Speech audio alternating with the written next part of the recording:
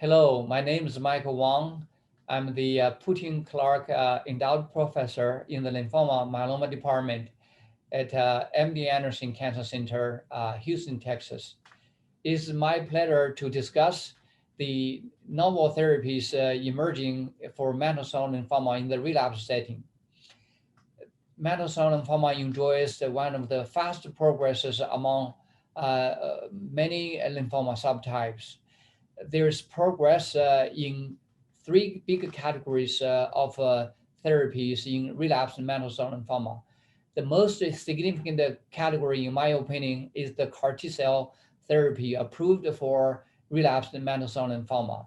The approval is the approval name of the product or therapy is called brexucabtagene autoleucel, and the trademark name is Tecartus. This is a CD19 CAR T cell therapy sponsored by the Kite Pharma and that has been FDA approved for relapsed refractory mantle cell lymphoma. This data came from the ZUMA-2 trial, which I was fortunate to lead, and therefore I know this therapy very well. The most exciting part is that in the failure-free survival curve and also in the overall survival curve, at the end of the curve, there's a plateaued portion indicating that patient relapses has much slowed down and indicating there could be a long-term component of long remissions. There could be a population in this plateaued curve, there could be a population of long-term survivors or long-term remissions in this part of a plateaued curve. That means that even with the high-risk patients relapsed for a median of 3 times, and some of the patients can still obtain long-term remission. That's very, very encouraging and significant. This plateaued portion of the curve is not only shared by mantle cell lymphoma, but also shared by diffuse large B-cell lymphoma. And therefore, our data are consistent with each other across the trials. And this offers a relapsed, heavily pretreated patients some hope for long-term remission.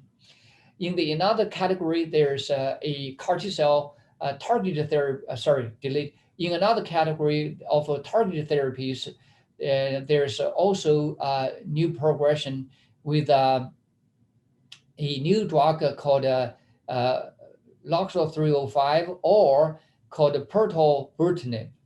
Protopronip is a novel class of BTK inhibitors that is characterized by its properties of being non-covalent binding to BTK and reversible binding to BTK.